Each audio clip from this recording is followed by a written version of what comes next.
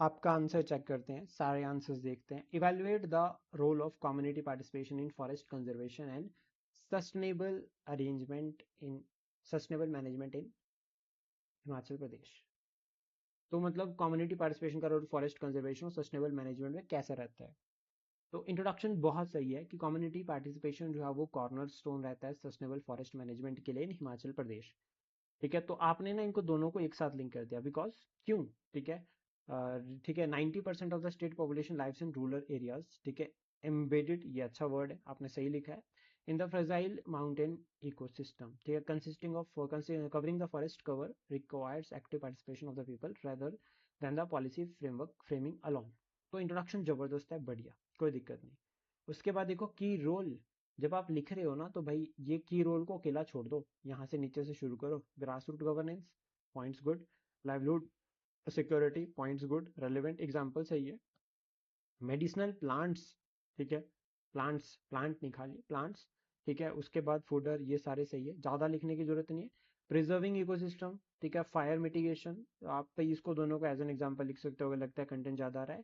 Challenges, देखो एक तो ये चैलेंजेस का CHANN तो दिख ही नहीं रहा बीच में, और चैलेंजेस आप ऐसे लिख सकते हो बीच में, या कंसर्न्स बीच में, इस तरह से 4-5 लिख सकते हो। फिर उसके बाद वे फॉरवर्ड और खत्म। ये हिमाचल प्रदेश, ये तो दोनों ही आपने खतरनाक लिखा है, हिमाचल तो मतलब लग ही नहीं रहा है। वे फॉरवर्ड भी ठीक है, एम्पावर विलेज कम्युनिटी, ठीक है, फॉर एग्जांपल इंडिपेंडेंस स्टेटस नहीं, ग्रांटेड ऑटोनॉमी, मोर ऑटोनॉमी, ठीक है। जेंडर इक्वालिटी, ये सही है, ठीक है, जेंडर इक्वालिटी से ये सही है। एक्सपैंड पब्लिक प्राइवेट, ये क्या है, पब्लिक प्राइवेट मॉडल से। मॉडल्स तो लग नहीं रहा है ये। एक्सपेंड पब्लिक प्राइवेट तो नहीं, आप इसको लिख सकते हैं कि मतलब एक्सपेंशन ऑफ, एक इंस्टेंस में क्या बनाओगे, देखो public plus private partnership, public private partnership, या आप 3P के कंसेप्ट को प्रमोट करने की बात कर सकते हैं, प्रमोट 3P या 3C, कॉपरेशन, कोलैबोरेशन, कनेक्टिविटी, अच्छा। ठीक है, इस तरह का ऐसे कुछ लिख सकते हो, जरूरी है।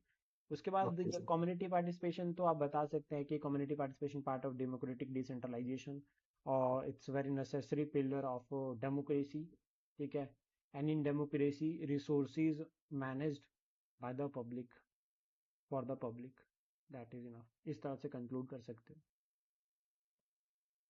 भाई। Explain the relief climate soil and vegetation are inter related in shaping the geographical landscape of Himachal Pradesh.